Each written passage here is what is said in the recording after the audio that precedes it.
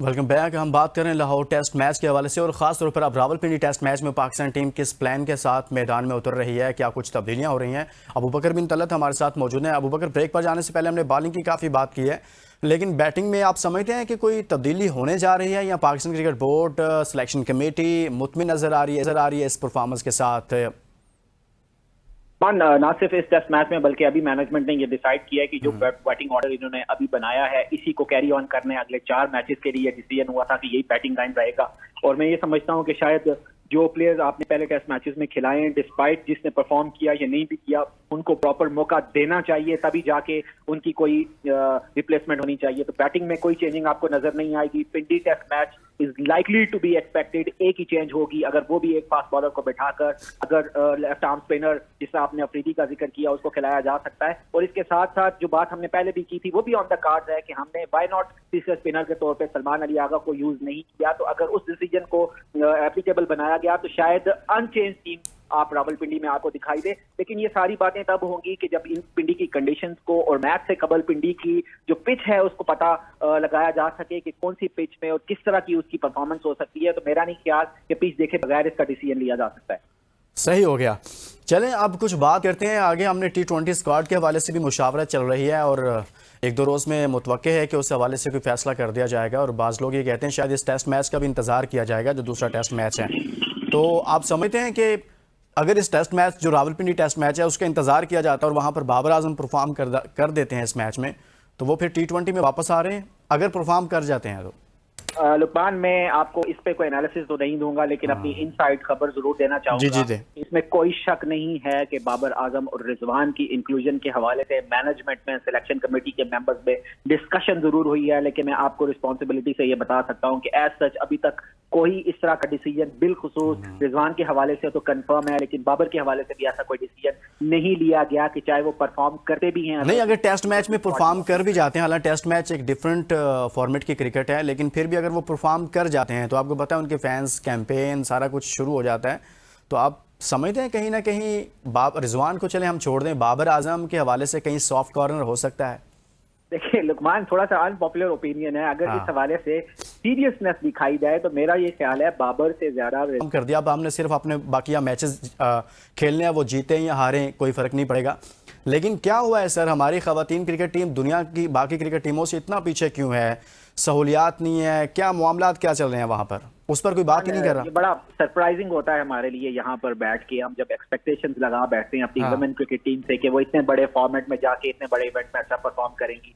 Reality check ये है कि कोई डोमेस्टिक सर्किट नहीं है हमारी वुमेन टीम का, कोई पाथवे नहीं है कि जहां पर उनका जो इंटरनेशनल सीरीज होती है उसके अलावा जहां पर वो अपनी क्रिकेट को खेल सकें, उसके अलावा डोमेस्टिक क्रिकेट को खेल सकें। अगर आपने इवन इंडिया के साथ भी कम्पीट करना है तो वहां पे बिल्कुल डिफरेंट स्ट्रक्चर है वुमेन क्रिकेट का। अगर आप फैसिलिटीज की भी बात करें तो ये एक मिरेकल से कम नहीं है कि पाकिस्तान में जो नेचुरल टैलेंट है विमेन के अंदर भी, उसके सामने बलबूते पे हम इंटरनेशनल सर्किट में परफॉर्मेंस दे रहे हैं। तो अगर मैं बड़ी एक बिटर ट्रूथ आपके सामने पेश करना चाहूंगा, आईसीसी का अगर इस हवाले से प्रेशर ना हो, क्योंकि वो वुमेन क्रिकेट को कंपलसरी उन्होंने दिया हुआ है कि आपने हर सूरत में अपनी वुमेन की टीम को खिलाना है, और जो ग्रांट भी आईसीसी की तरफ से पीसीबी को दी जाती है अगर उसको माइनस कर दिया जाए तो शायद आप पाकिस्तान में वुमेन क्रिकेट किसी भी तौर पे आपको ना नजर आए, बिल्कुल ही खत्म हो जाए। तो इस हवाले से भी हमें सोचना होगा कि जिस तरह आपने सवाल किया और मैं ये एक्सपेक्ट कर रहा हूँ कि पाकिस्तान की वुमेन क्रिकेट टीम जो है वो आईसीसी के इवेंट में परफॉर्मेंस दे, तो उसके लिए हमें उनको वो फैसिलिटीज और वो पाथवे और वो डोमेस्टिक सर्किट भी देना होगा, यानी कि वो रिस्पेक्ट भी देनी होगी, वो प्लेटफॉर्म भी देना होगा कि अगर हम उनको प्रोवाइड करें। यानी कि आप कह रहे हैं कि जो तवक्को हम रखते हैं उस मुताबिक उनको हमने सहूलियात भी देंगे या स्ट्रक्चर को उस तरह से बनाएंगे तो ही रिजल्ट्स आएंगे।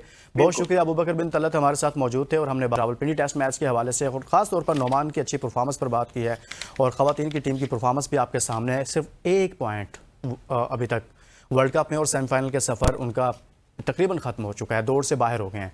इजाज़त दीजिए, अपना बहुत सारा ख्याल रखिए। अल्लाह हाफ़िज़। Welcome back. हम बात करें लाहौर टेस्ट मैच के हवाले से और ख़ास तौर पर अब रावलपिंडी टेस्ट मैच में पाकिस्तान टीम किस प्लान के साथ मैदान में उतर रही है, क्या कुछ तब्दीलियां हो रही हैं। अबू बकर बिन तलत हमारे साथ मौजूद हैं। अबू बकर, ब्रेक पर जाने से पहले हमने बॉलिंग की काफ़ी बात की है, लेकिन बैटिंग में आप समझते हैं कि कोई तब्दीली होने जा रही है या Pakistan cricket board selection committee मुतमिन नज़र आ रही है इस परफॉर्मेंस के साथ? ना सिर्फ इस टेस्ट मैच में बल्कि अभी मैनेजमेंट ने ये डिसाइड किया है कि जो बैटिंग ऑर्डर इन्होंने अभी बनाया है इसी को कैरी ऑन करने अगले 4 मैचेस के लिए डिसीजन हुआ था कि यही बैटिंग लाइन रहेगा। और मैं ये समझता हूँ कि शायद जो प्लेयर्स आपने पहले टेस्ट मैचेस में खिलाए हैं, डिस्पाइट जिसने परफॉर्म किया या नहीं भी किया, उनको प्रॉपर मौका देना चाहिए, तभी जाके उनकी कोई रिप्लेसमेंट होनी चाहिए। तो बैटिंग में कोई चेंजिंग आपको नजर नहीं आएगी। Pindi test match is likely to be expected, एक ही चेंज होगी, अगर वो भी एक फास्ट बॉलर को बिठाकर, अगर लेफ्ट आर्म स्पिनर जिससे आपने अफरीदी का जिक्र किया उसको खिलाया जा सकता है। और इसके साथ साथ जो बात हमने पहले भी की थी वो भी ऑन द कार्ड है कि हमने व्हाई नॉट तीसरे स्पिनर के तौर पे सलमान अली आगा को यूज नहीं किया। तो अगर उस डिसीजन को एप्लीकेबल बनाया गया तो शायद अनचेंज टीम आप रावलपिंडी में आपको दिखाई दे। लेकिन ये सारी बातें तब होंगी कि जब इन पिंडी की कंडीशंस को और मैच से कबल पिंडी की जो पिच है उसको पता लगाया जा सके कि कौन सी पिच में और किस तरह की उसकी परफॉर्मेंस हो सकती है। तो मेरा नहीं ख्याल कि पिच देखे बगैर इसका डिसीजन लिया जा सकता है। सही हो गया।